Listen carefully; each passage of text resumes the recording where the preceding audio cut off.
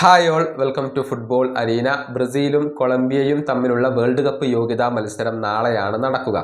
നാളെ രാവിലെ ഇന്ത്യൻ സമയം 6:15 ബ്രസീലിൻ്റെ മൈതാനത്ത് വെച്ചുകൊണ്ടാണ് ഈ മത്സരം അരങ്ങേറുക. ഇതിനു വേണ്ടിയുള്ള ബ്രസീലിൻ്റെ ലൈനപ്പ് ഇപ്പോൾ അവരുടെ പരിശീലകനായ ഡൊറിവാൽ ജൂനിയർ കൺഫേം ചെയ്തിട്ടുണ്ട്. നമ്മൾ നേരത്തെ ഒരു പോസിബിൾ ലൈനപ്പ് ചെയ്തിരുന്നു, അതിൽ നിന്നും ഒരു മാറ്റം സംഭവിച്ചിട്ടുണ്ട്.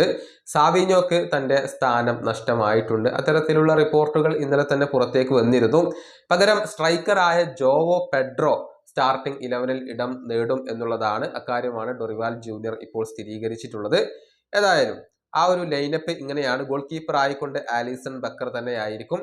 പ്രതിരോധ നിരയുടെ കാര്യത്തിലേക്ക് വരുമ്പോൾ സെൻട്രൽ ബാക്ക് പൊസിഷനിൽ ഗബ്രിയേൽ മഗല്ലസ്, മാർക്കീഞ്ഞോസ്. ഇനി വിങ് ബാക്കുമാരായിക്കൊണ്ട് അരാനയും വാൻഡേഴ്സണും ഉണ്ടാകും. മധ്യനിരയുടെ കാര്യത്തിലേക്ക് വരുമ്പോൾ ഗേഴ്സൺ അവിടെയുണ്ട്, ബ്രൂണോ ഗോയ്മറസ് ഉണ്ട്.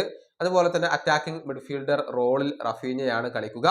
വലത് വിങ്ങിലാണ് റോഡ്രിഗോ കളിക്കുക. ഇടത് വിങ്ങിൽ വിനീഷ്യസ് ജൂനിയർ ഉണ്ടാകും. സ്ട്രൈക്കർ പൊസിഷനിൽ ജോവോ പെഡ്രോ ഇടം നേടും എന്നുള്ളതാണ്. അങ്ങനെ മോശമല്ലാത്ത ഒരു 11 തന്നെയാണ് ഇപ്പോൾ ബ്രസീൽ ഇറക്കുന്നത്.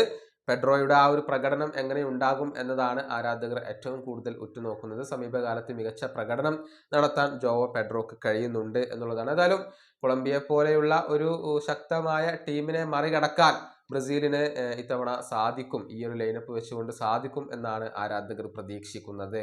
ഈ വീഡിയോ അവസാനിപ്പിക്കുന്നു. അടുത്ത വീഡിയോയുമായി വീണ്ടും കാണാം.